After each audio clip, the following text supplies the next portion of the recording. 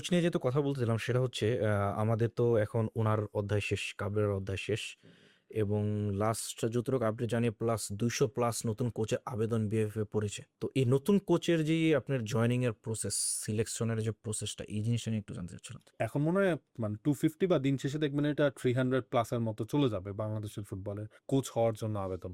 এই প্রসেসটা কমপ্লিটলি হচ্ছে আপনার একটা পুল করা হবে, যেই পুলের মধ্যে সেই জিনিসগুলোকে প্রায়োরিটি দেওয়া হবে যে আপনি এই কন্টিনেন্টের ফুটবল কালচার সম্পর্কে বা কাজ করার এক্সপিরিয়েন্সটা আপনার আছে কিনা।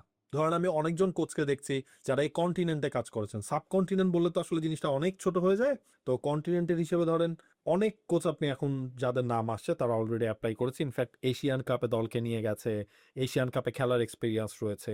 এরকম যদি একজন কোচ হয়, ফুটবল ফেডারেশন মনে হয় তারাও সেটা টার্গেট করছে। তেমন একটা কোচ হলে বাংলাদেশের জন্য আপনার বেটার। ওই কোচটা জানবে কিভাবে একটা দলকে কোয়ালিফায়ার পার করে এশিয়ান কাপে খেলাতে হয়। ওই বাংলাদেশের জন্য সবচেয়ে বড় কাপ টুর্নামেন্ট কোনটা? সাফ। সাফের বাইরে, সাফের গণ্ডির বাইরে যখন যেতে হয়, এবং বাংলাদেশের ফুটবল এখন এমন জায়গায় এসছে আপনার সাফের বাইরে চিন্তা করতে হবে। এই মেয়েরা সাফের বাইরে চিন্তা করতে পেরেছিল দেখেই বা তাদের পেছনে সেই এফোর্টটা দেওয়া হয়েছিল দেখেই তারা এশিয়ান কাপে কিন্তু দিন শেষে খেলেছে।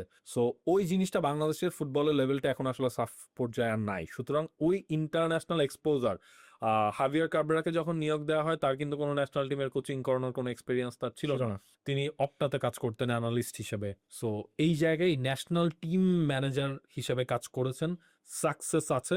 আপনার এশিয়ান কাপ জিততে হবে এমন কোচকে যদি আপনি আনতে চান, অনেক টাকা পয়সার ব্যাপার আছে এখানে, ওই সামর্থ্যের দিকটাও চিন্তা করতে হবে।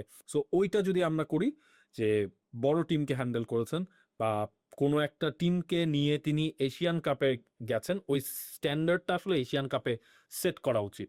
আর ধরেন অনেক সময় আপনি দেখবেন ইতালিতে কাজ করেছে বা ডেনমার্কে কাজ করেছে, বা ওই সব কোচকে আনলে না ওনাদের মনে হয় এই ফুটবলটার সম্পর্কে বুঝতেও আসলে একটু সময় সময় লেগে যাবে। এমন তো না আপনার এই কন্টিনেন্টে কাজ করা কোচের অভাব পড়েছে। আমি তো আপনার 15-20 জন কোচের নাম জানি যারা হচ্ছে কি অ্যাপ্লাই করেছেন এই কন্টিনেন্টে কাজ করা, সাকসেস এনে দেওয়া।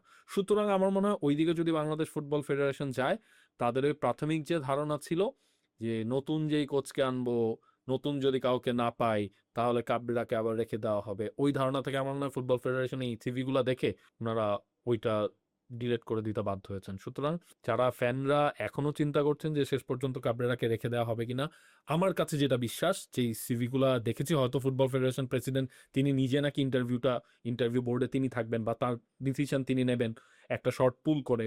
সো ওই জায়গায় আমার মনে হয় না নতুন কাউকেই দেখা যাবে, পুরনো কোনো কিছুর দিকে বাংলাদেশ ফুটবল ফেডারেশন আর যাবে।